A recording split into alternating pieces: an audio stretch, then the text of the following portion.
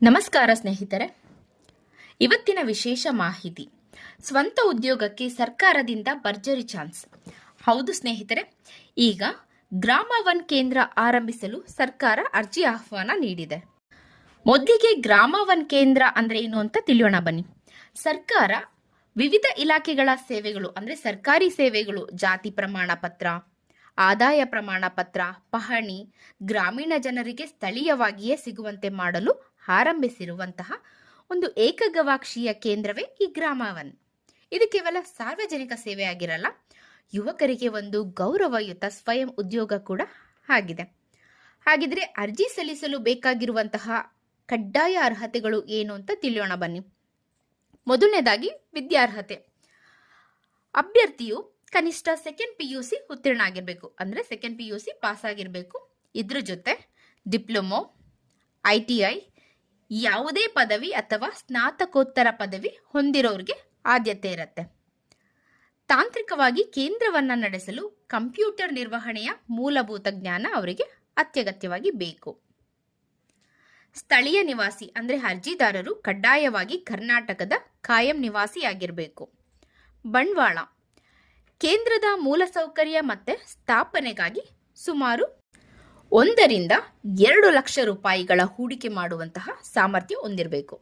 ಬೇಕಾಗಿರುವಂತಹ ದಾಖಲೆಗಳು ಅಂದ್ರೆ ಅರ್ಜಿ ಸಲ್ಲಿಸೋ ಪ್ರಕ್ರಿಯೆ ಮಾಡ್ತೀರಲ್ಲ, ಸೊ ಅದಕ್ಕೆ ನೀವು ಒಂದಷ್ಟು ದಾಖಲೆಗಳನ್ನ ಮೊದಲೇ ಸ್ಕ್ಯಾನ್ ಮಾಡಿ ಸಿದ್ಧವಾಗಿಟ್ಕೊಂಡಿರಿ. ಮೊದಲನೇದಾಗಿ ಗುರುತಿನ ಚೀಟಿ, ಆಧಾರ್ ಕಾರ್ಡ್ ಮತ್ತು ಪ್ಯಾನ್ ಕಾರ್ಡ್, ಶೈಕ್ಷಣಿಕ ದಾಖಲೆ ಅಂದ್ರೆ PUC ಅಥವಾ ಪದವಿಯ ಅಂಕಪಟ್ಟಿಗಳು, ಹಣಕಾಸು ವಿವರ, ಬ್ಯಾಂಕ್ನ ಪಾಸ್ಬುಕ್ ಅಥವಾ ಚೆಕ್, ಕ್ಯಾನ್ಸಲ್ ಚೆಕ್ ಬೇಕಾಗತ್ತೆ ಇಲ್ಲಿ.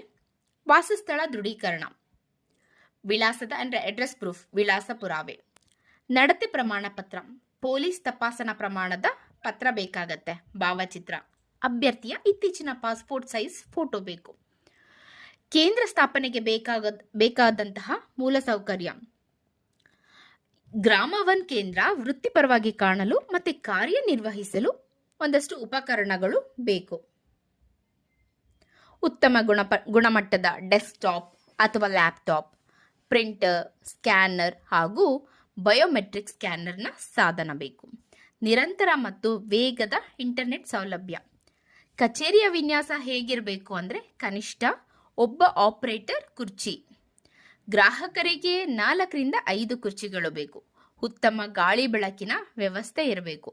ಭದ್ರತೆಗಾಗಿ CCTV ಮತ್ತು ಮಾಹಿತಿ ಪ್ರದರ್ಶಿಸಲು LCD TV ಇರಬೇಕು. ಅರ್ಜಿ ಸಲ್ಲಿಸುವಂತಹ ವಿಧಾನವನ್ನ ನೋಡೋಣ ಬನ್ನಿ. ಮೊದಲನೇದಾಗಿ ವೆಬ್ಸೈಟ್ಗೆ ಭೇಟಿ ಮಾಡಿ, ಅಂದ್ರೆ ಗ್ರಾಮವನ್ನ ಅಧಿಕೃತ ವೆಬ್ಸೈಟ್ಗೆ ಭೇಟಿ ಮಾಡಿ ಮುಖಪುಟದಲ್ಲಿರುವ ರಿಜಿಸ್ಟರ್ ನೌ ಮೇಲೆ ಕ್ಲಿಕ್ ಮಾಡಿ ಅಲ್ಲಿ ನಿಮ್ಮ ಮೊಬೈಲ್ ನಂಬರ್ನ ಟೈಪ್ ಮಾಡಿದ್ರೆ ಅಲ್ಲಿ OTP ಕೇಳುತ್ತೆ. OTP ಮೂಲಕ ನೀವು ಲಾಗಿನ್ ಆಗಿ. ಹಾಗೆ ನಿಮ್ಮ ವೈಯಕ್ತಿಕ ಮಾಹಿತಿ ಅಂದ್ರೆ ಸಂಪೂರ್ಣ ವಿಳಾಸ, ಶೈಕ್ಷಣಿಕ ವಿವರಗಳನ್ನು ಕರೆಕ್ಟಾಗಿ ನೀವು ನಮೂದಿಸಬೇಕು. ಮೇಲೆ ನಾವಿವಾಗ ಹೇಳಿದಂತಹ ಎಲ್ಲ ದಾಖಲೆಗಳು ನಿಗದಿ ಗಾತ್ರದ ಅಂದ್ರೆ ಒಂದು ಸೈಜ್ ಹೇಳ್ತಾರೆ, 100 MB ಇರ್ಬೋದು, 200 MB ಇರ್ಬೋದು.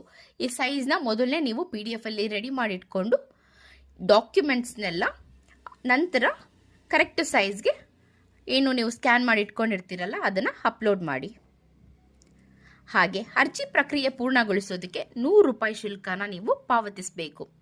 ಹಾಗೆ ಅರ್ಜಿ ಪರಿಶೀಲನೆ ಮಾಡೋದಕ್ಕೆ ಕೇಂದ್ರ ಸ್ಥಾಪನೆಗೆ ಆಯ್ಕೆ ಆದಲ್ಲಿ 5,000 ರೂಪಾಯಿಗಳ ಭದ್ರತಾ ಠೇವಣಿ ಅಂದ್ರೆ ರೀಫಂಡಬಲ್ ಸೆಕ್ಯೂರಿಟಿ ಡೆಪಾಸಿಟ್ನ ನೀವು ಕೊಡಬೇಕಾಗತ್ತೆ.